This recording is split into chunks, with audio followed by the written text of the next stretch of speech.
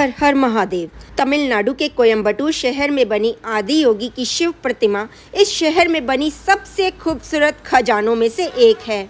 आदि योगी की इस विशालकाय प्रतिमा के नीचे ही ये खूबसूरत शिवलिंग बना हुआ है, जहां पर भक्तगण आसानी से आकर जल चढ़ा सकते हैं। आइए आज आपको बताती हूँ आदि योगी प्रतिमा की खासियत। आदि योगी का Guinness book of world records में नाम दर्ज है। आदि योगी प्रतिमा की ऊंचाई 112 फीट है। योगी की यह प्रतिष्ठित छवि 150 फीट लंबी, 25 फीट चौड़ी है, जिसका वजन लगभग 500 टन है। यहाँ सप्ताह के अंत में पूर्णिमा, अमावस्या और अन्य शुभ दिनों में 3D लेजर शो होता है, जो कि 8 बजे से 8:15 बजे तक चलता है। भक्त आदि योगी के चारों ओर लगे 621 त्रिशूलों में से किसी एक पर काला कपड़ा बांधकर आदि योगी को वस्त्र अर्पित कर सकते हैं। आदि योगी की प्रतिमा के सामने जहां लोग खड़े फोटो खिंचा रहे हैं, ध्यान से देखिए, बहुत सारे त्रिशूल लगे हुए आपको दिख रहे होंगे। आप इन पर वस्त्र बांधकर योगी जी को वस्त्र अर्पित कर सकते हैं। हर पूर्णिमा की रात आदि योगी आधी रात तक खुला रहता है और साउंड्स ऑफ ईशा द्वारा रात 10:30 बजे से 11:30 बजे तक आदि योगी के लिए एक संगीत प्रदर्शन पेश किया जाता है। हर अमावस्या के दिन आसपास के गांवों के लोगों के द्वारा योगेश्वर लिंग पर पारंपरिक प्रसाद चढ़ाया जाता है। इसके साथ ही पारंपरिक संगीत और अन्य कई प्रोग्राम्स का भी आयोजन किया जाता है। योगेश्वर लिंग पर शंभु मंत्र 4 दक्षिण भारतीय भाषाओं तमिल, तेलुगु, कन्नड़ और मलयालम में लिखा गया है।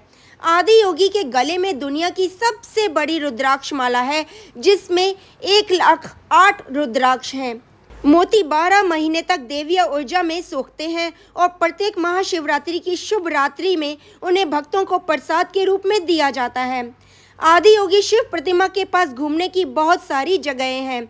सिरुवानी झरना, ध्यान लिंगम, मरुधाम मलाई, अरुमेलुगु, सुब्रमण्यम स्वामी मंदिर, वेलियांगिरी हिल्स और सिरुवानी बांध है।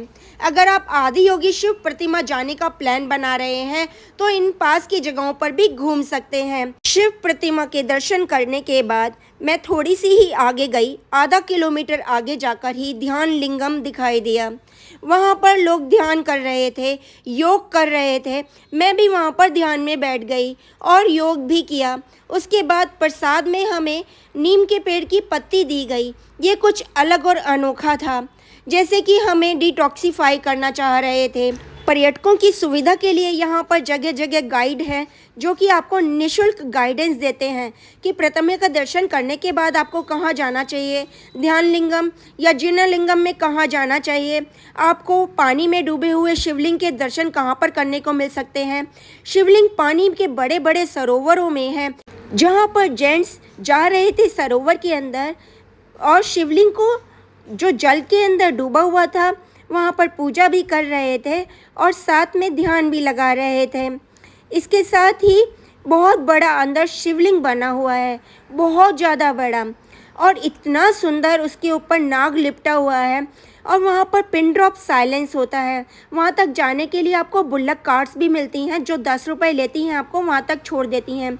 वैसे मुश्किल से आप 2 मिनट में वहाँ पर पहुँच सकते हैं। जो सामने बिल्डिंग दिखाई दे रही है ना, बस वहाँ तक ही आपको पहुँचना है। वहाँ पर जाने के बाद आपको जिन लिंगम, ध्यान लिंगम आदि के दर्शन होते हैं, जहाँ पर आप योग करेंगे, ध्यान लगाएंगे और बहुत बड़े शिवलिंग के दर्शन करेंगे।